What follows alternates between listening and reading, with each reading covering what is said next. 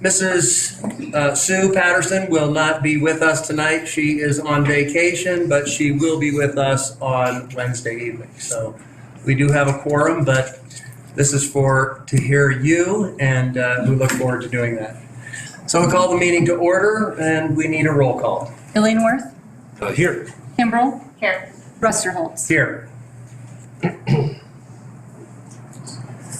At this time, we'll rise to say the Pledge of Allegiance in a moment of silence. Dr. Matthew Neal. I pledge allegiance to the flag of the United States of America and to the republic for which it stands, one nation, under God, indivisible, with liberty and justice for all. America, we love you. Moment of silence, please.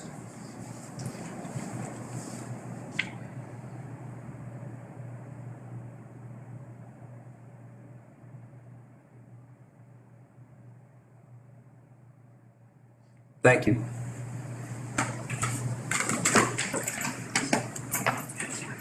May I have a motion to approve this evening's agenda? So moved. Second.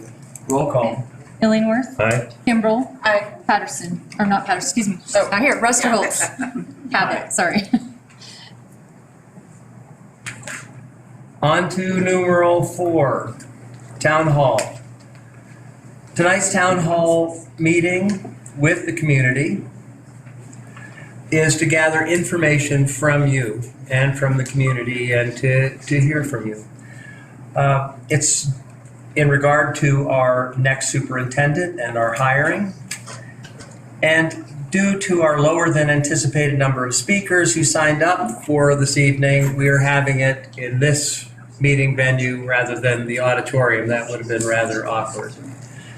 So those wishing to speak, please make sure that you do sign up, and we'll get that over to our moderator, Lindsay. I'm so sorry. Where'd that come from? So what we're looking for is feedbacks on the strengths that you think our next superintendent need to have, what level of education you expect them to have, the strengths and qualities that you would like to see from our next superintendent, and what kind of experience they have. One thing that I would or all three of us would really like to hear is what are the goals that you would have for that superintendent to achieve for our school district. So at this time, Lindsay will begin reading names, and I will be the timer. So our first speaker is Matt Galowski from Woodland Park, and he's going to speak about the strengths that are important for the next superintendent. Did you just say 3? But we said 3. 3 minutes. So each person has 3 minutes to speak, and I'll give you a 1-minute heads up. sounds good. So yeah, I want to talk about the strengths, but really one of the most difficult ones. And when you talk to these candidates, I'm encouraging you to seek out someone with the integrity and the courage to do what's right, to speak up in difficult situations, even against this board. I realize that's difficult as the superintendent works directly for you guys, but this is not some hypothetical situation, right? I mean, in the first half of this year, we saw countless instances of a newly elected board member repeatedly overstepping the bounds put in place by the board's own governing policies. And we saw our superintendent pushing back on this. The board didn't do anything that we saw to really rein in this junior board member. The only check and balance was the superintendent, empowered by the rules that the board had agreed to follow. The superintendent went so far as to email our district lawyer directly saying, hey, what do I do here? And another board member, same thing. He had the same concerns, talked to the board president about that. What do I do? Board president asked lawyers, hey, this is situation, it's serious. So this is not something hypothetical here. And we have no reason to believe that this board member has gained a newfound respect for these rules. And until such a time as Matt, finishes... I hate to interrupt, but if you can, I know that there are issues with board members. if you could, we really want to hear, what do you want in a superintendent? And I hear integrity. So Sure, okay. to hold the So- board accountable. Absolutely. Okay, This understood. person needs to be able to hold the board accountable. I think we've demonstrated why that's necessary, and the superintendent is kind of the last check and balance in this system. So I think it's very important that the superintendent holds this board accountable, has the strength and courage to do so. That's it. Thank you. Thank you.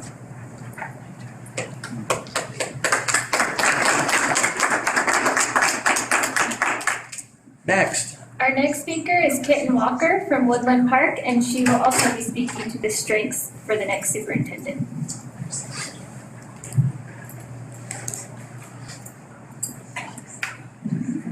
Okay, got it, thank you. So I'm Kitten Walker, and yes, I'm gonna speak about the strengths that I feel the superintendent should have. First of all, I feel like the superintendent should have integrity. I agree with the first speaker. I also feel like the superintendent should understand that he is the employee of the board and have the humility to fall under the board's authority and not go before the board or ahead of the board. I feel like a good strength for a superintendent is to unify his staff, but also have the courage to hold those in insubordination accountable for their behavior, for not abiding by the district policies or the board's policies. I would like to see the superintendent be super knowledgeable about our Constitution and have knowledge and understanding of how our Constitution would be taught as its original intent in every grade level. I had more things on my list, and I did practice lots today. Take your time. You got some time left. Okay, thank you. Let's see.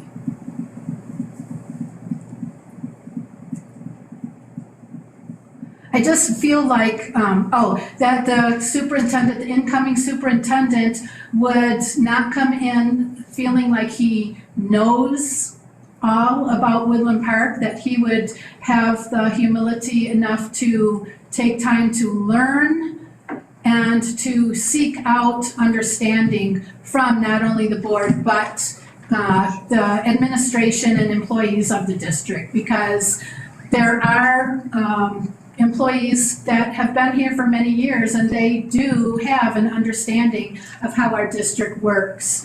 But I would like to see courage to change things in the district that need to be changed. So we don't want our district to stay stagnant. So anyway, I guess that's all I can remember, so thank you. Thank you so much. Lindsay, next. Mary Ward from Woodland Park is going to speak to the goals for the next superintendent.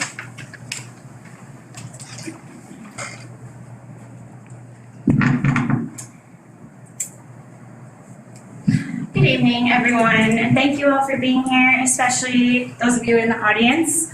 My name is Mary Ward. I'm a community member and a Gateway parent. I want to begin by recognizing Tina Cassins and Del Garrick for the continuous work they've been doing for the school district for years, building trust and rapport with this community by way of their own time, sweat, and tears. I'm grateful for their strong, thoughtful, and intentional leadership. I want to move on by noting that the interim superintendent position has been posted, closed, and the board has already started to review applicants. Taxpayers have now also paid $275,000 to release Dr. Neal from his contract, even though the board evaluated with him with high marks in June. Additionally, we have paid to replace 25% of teachers, the 25% of teachers who resigned last year, and train their replacements. whatever you end up doing in the way of the board, or the superintendent, I hope that you will hire someone that is ready to center and support teachers and their overall well-being in and outside of the classroom.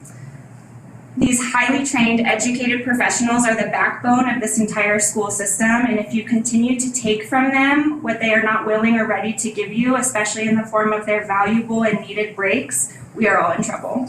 As a parent, I want my kid to have a teacher who is well, has a healthy work-life balance, and is paid well for the important work they do. Last week, I sat here and listened to a presentation and heard about how, regardless of teaching platform, teachers make the difference for students. Throughout that presentation, I also heard about more than just financial cost, which is about $2.4 million of navigating away from the current curriculum.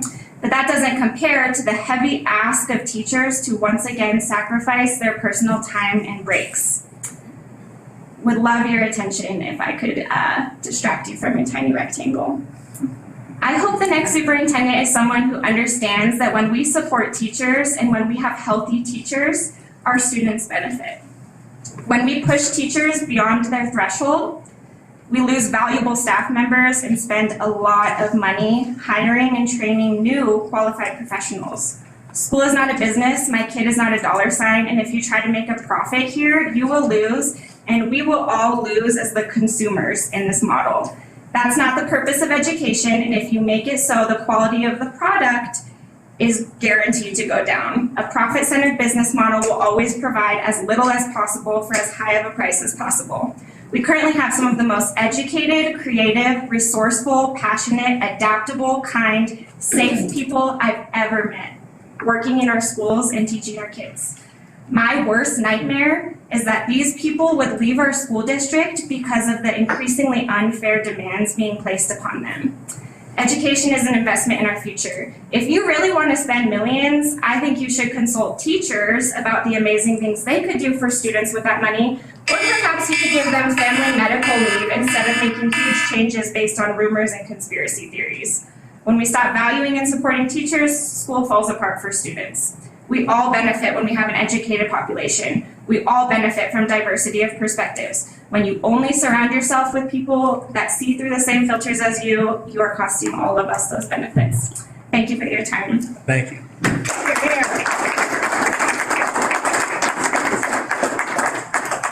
Lindsay, who's next? Dr. Matthew Neal, Woodland Park, and he's speaking about the goals for the next superintendent.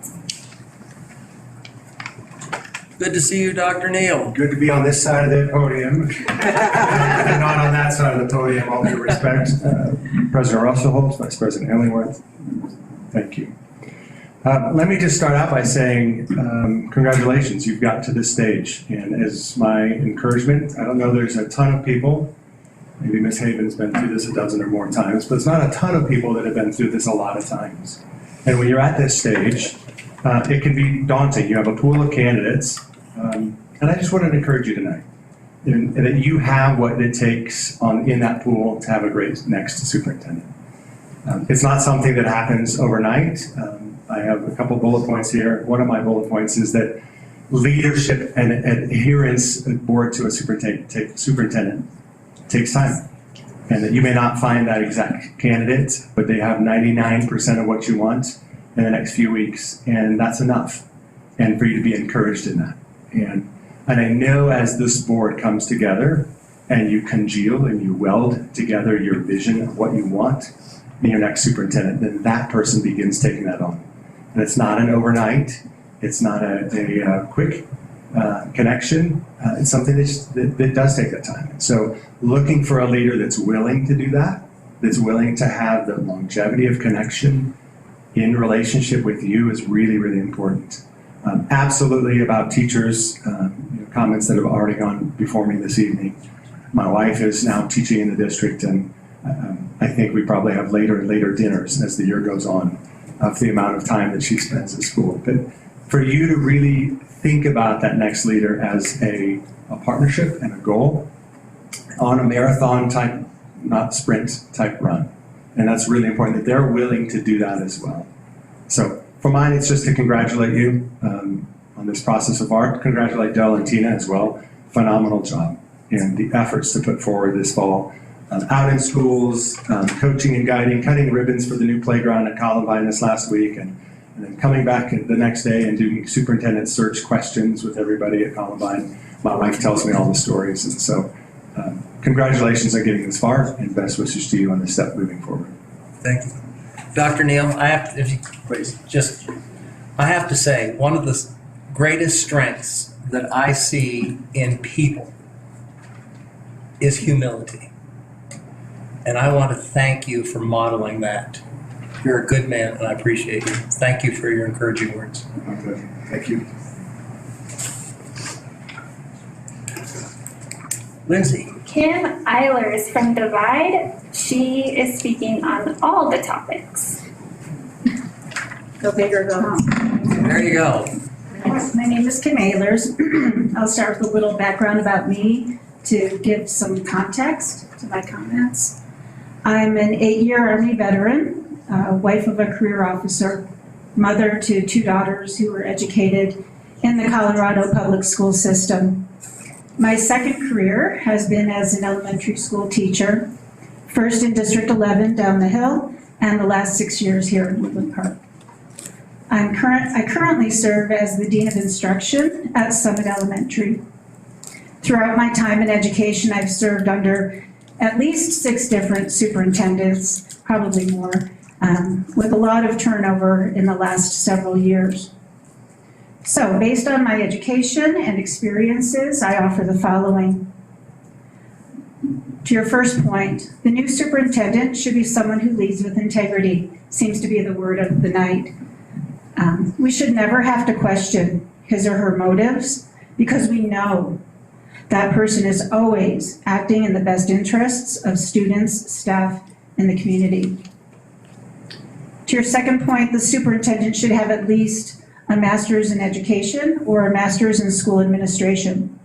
In many school districts, teachers must have a master's in education. So I believe the leader should possess at least that level of education. Number 3, the most important experience for a potential superintendent of our district is time spent in schools. The best way to know the realities of a job are to have done that job. While someone may not have done all of the jobs in a school district, he or she at a minimum should have worked as both a teacher and a school administrator. As every community is unique, all the better if that experience is in the district to which the person is applying. As for any organization, institutional knowledge is invaluable. Finally, for the goals, my goal for the superintendent is that he or she continue the work that Dell and Tina have done this year. They have reestablished an environment of trust in our district. Because of the tone they've set at the classroom and building levels, we've been able to focus on the critical work of helping students become educated citizens. Thank you.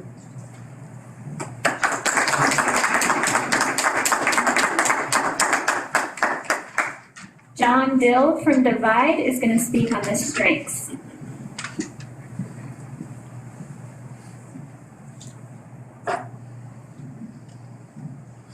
Good evening. My name is John Dill. I'm from Divide. I'm a Merit Academy founder and on the board of directors there at Merit Academy. First, our 300 students, the staff, and the families want to thank the WPSD board, staff, and especially those at the Woodland Park Middle School who've worked together with us this year as we all seek to serve the students in the UPass area. We all have the same goal. We just all choose different paths to get there. This willingness to consider multiple paths for our children's education is the heart of what we'd like to encourage in the search for a new superintendent. Just as the current board's commitment to parental choice for educational opportunities has led to increased enrollment in the district, we hope that the next superintendent will continue to innovate in designing opportunities, increasing options for local families, will continue to bend the enrollment curve in the right direction and attract young families to the area. Like every other entity with a customer base, innovation and experimentation are critical to meeting customers' needs and expanding that customer base to offer ever-increasing selections. It's the 21st century. Choice not only exists, but is expanding every day. We encourage you to seek a new superintendent who embraces the flexibility and innovation to take advantage of this new era. One thing that does not change, and we must ensure that it never does, is keeping students in the middle of the decision calculus. My colleague, Nicole Wagner, the Merit Academy Board President, always reminds us at our meetings that if we focus on what is right for the kids, the decisions get a lot easier. We think that this attitude is also important for the new superintendent.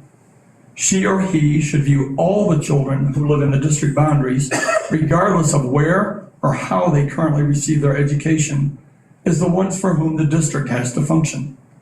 While WPSD Board Policy GP2 defines the district owners as community members and taxpayers, the beneficiaries must remain all the children who live here.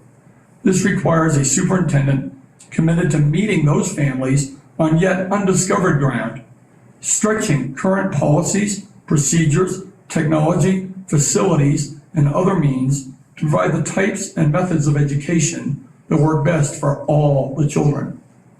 I recently worked for a boss who talked a lot about the team of teams to which we all belong. We all work in a set of overlapping circles of roles and responsibilities. As your teammate in supporting education of all the children living in the WPSD boundaries, the Merit Academy Board wishes the WPSD Board and the whole team here the best of luck in finding someone who can effectively operate in the many, many circles that make up our Great Mountain area. Please let us know if there's any way we can be of assistance in this process as we all continue the great cooperative effort that has occurred so far this year. Thank you. Thank you. Joseph Marney from Florissant is going to speak to the strengths, the education, and the goals. Thank you. I've been editing, so I can't promise it's all of those. My name is Joseph Marney. I'm the parent of 2 Woodland Park High School students, 1 Woodland Park Middle School student, 1 graduate of the high school, and 1 student that we have moved to Manitou schools. When my children were young and we wanted them to take a bath, we might ask, do you want to take your bath before dinner or after dinner? Or do you want to take your boat or your duck in the bath? We didn't ask the child if they wanted to take a bath. The child's choice is immaterial in achieving our goal. The child would take a bath. The narrow set of topics offered this evening feels a lot like that. It is my understanding that the board didn't host a town hall prior to soliciting applications. The information and opinions that they hear from the public this evening will not have been taken into account in the published solicitation. I would like to better understand the thinking in that decision. The board has decided that we're taking the bath. The district survey results as presented last week show that an overwhelming number of respondents prefer that Tina and Dell remain in place through the end of the school year. I too support this notion so long as Tina and Dell are willing. When this procedure does move forward, the person I would like to see in the position of superintendent is someone who has served in the role of superintendent with all appropriate education and credentials. Someone who has a demonstrable record of success in districts in which they have previously served, both in terms of academic metrics and parent and guardian satisfaction. This person will be a protector of the marginalized, enemy of prejudice, and champion of critical thinking. They will hold parents accountable for involvement, teachers accountable to continual refinement, and the board accountable for policies promoting evidence-based education and resources that support and protect children, especially when that support and protection is not available in their homes. I also ask that the board put into place a policy in which any board member or members who have personal or non-professional relationships with a candidate or candidates recuse themselves from the selection, interview, or hiring of said candidates. This is a common sense matter of ethics that is policy in most businesses, especially when hiring a high-paid executive. Thank you. Thank you. Lindsay, next. Nicole Wagner from Woodland Park is going to speak about the strengths and life experiences. Good evening, everybody. My name is Nicole Wagner, and I came tonight to speak briefly regarding the superintendent search that the board is currently undergoing. As you all know, I am the president of the Merritt Academy Charter School Board, and I've worked with the rest of the founding team tirelessly over the last 2.5 years to see that dream come to life.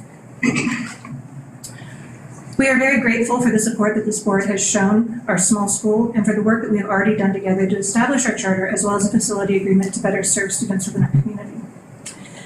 As you search for your next superintendent, I would ask that you strongly consider each candidate's history regarding charter relations. Although the district superintendent does not play an active role in the operations of a charter school, having a superintendent who is familiar with the partnership with charters definitely leads to less tension and better collaboration for all schools within the district. School choice is a crucial component for any community, and having leadership work well together plays a large role in that. It is our hope at Merritt that whomever you select will work well with our headmaster and administrative team with a positive, better together mindset. I have no doubt that this board will select someone who aligns well with your vision for the district.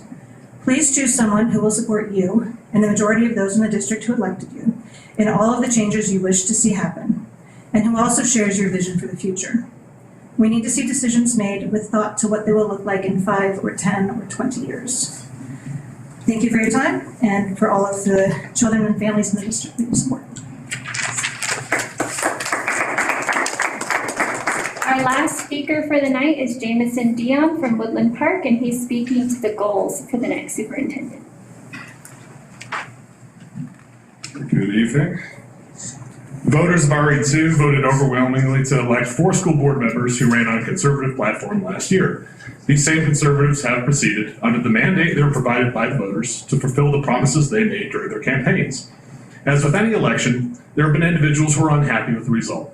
These individuals in RE2 have demonstrated their unhappiness in the election by pursuing a failed recall campaign, failed lawsuits, threats to board members, and a member of the recall committee even allegedly called in a false police report in what appeared to be an attempt to endanger the life of one of our school board directors. So, moving on to the topic at hand tonight, let's discuss some facts. One of the main issues that this board promised to address was the removal of the Summit Learning Platform. Most of the individuals that I've spoken to that have left the RE2 district did so primarily because of their disdain for this learning platform.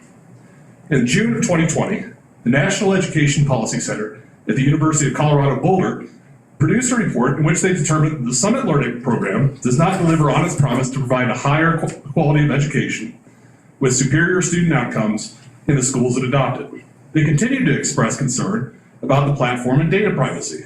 And I quote, "The Summit Learning Platform approach to assessment coupled with enabling contract language opens the door to the transfer of large amounts of student data to third parties without oversight or accountability.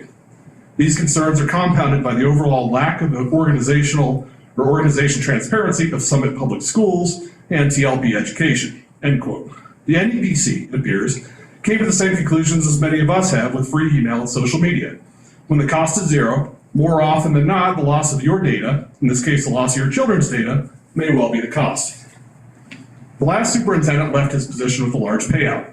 The current board was hamstrung by the generous multi-year contract that the previous unelected board members left them with. In short, it was a lousy deal. The superintendent before Dr. Neal was excused from his position after driving into a jury while intoxicated. If my recollection serves me correctly, he also received a payout despite circumstances due to his generous contract. It is clearly a wise decision for this board to pursue an interim superintendent, so the voters and taxpayers of this district can be assured that the merits of the next super are evaluated without the constraints of a generous contract that has historically not worked out to the taxpayer benefit. The opposition to the board's plan that we've heard tonight from some of these same individuals is nothing but a continuation of the temper tantrum that has gone on since the election. These individuals will stop at nothing and encourage the board to slow the decisions they're making under the mandate of the voters by requesting they slow down in insistence that everything was fine before and no changes need to be made to the district or the district's leadership.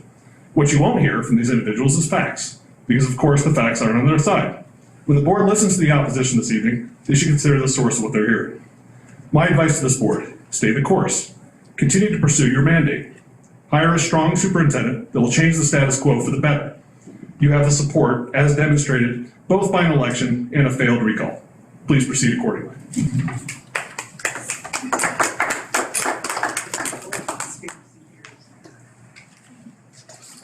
Anyone else? I don't think so. Anyone else? Well, thank you very much. I appreciate those of you who spoke, all of you who attended. Is there anything that either other director would like to say? No, I'm just happy to listen tonight. Thank you. Yeah, thank you. Thank you guys for coming. All right. Anything else that we need to do? Mrs. Kelly? Just have to get a motion and a second to adjourn. Lindsay, thank you for setting this up. I didn't know you could also sign up for this on Facebook as well. I'll tell you, Lindsay has done an amazing job as communications officer for Facebook, all our social media, newspapers. So thank you so much for the great work that you do. You're welcome. I'd also like to thank Kelly, who does not get nearly enough praise for all the work that she does helping the board, helping our entire school district, and keeping all the schools on the railroad tracks. Kelly, you have been a wonderful asset for years and years and years, and you're still here. Thank you. So thank you, Kelly. Yes, I'll stand up there.